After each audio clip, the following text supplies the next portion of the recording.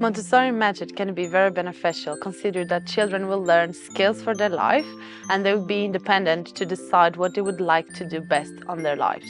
However, this is just possible when we have a prepared environment that also includes a prepared adult. In Montessori prepared environment, we have 5 areas: practical life, sensorial, mathematics, language, cultural areas. At Cambridge Montessori, in Children's House, we have a very special area that is called Practical Life. There, children can learn how to serve themselves, how to pour water, how to wash the dishes, load and unload the dishwasher. I think that's all practical skills they will benefit later on.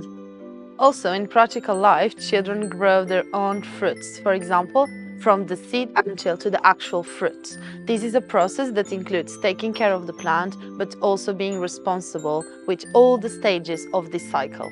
In the sensorial area, children will work through their 5 senses.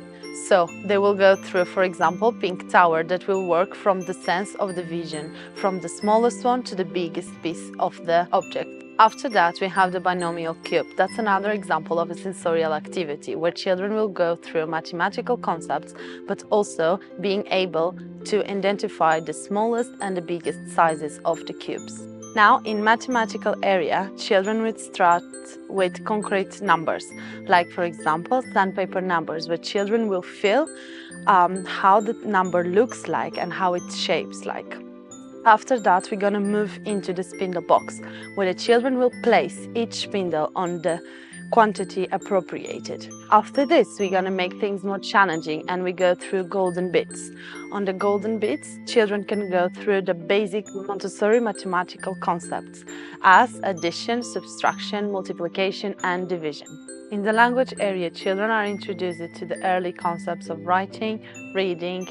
So, in that case, we have, for example, the metal insects, where children will have the pencil grip ready to trace when they start writing. On the other hand, the movable alphabet will be an example of an activity to be introduced when children are learning phonetics or when they are learning how to write a word. In cultural areas, children are experienced to a lot of areas, starting with the animals, with botanic, but also to the cultural areas of the globe. So we start by introducing little puzzles, as you can see, with a tree, but also a snail puzzle. On the other hand, children start learning about other continents or countries, where they can place them in the map, which is the continent map or individual maps of each country.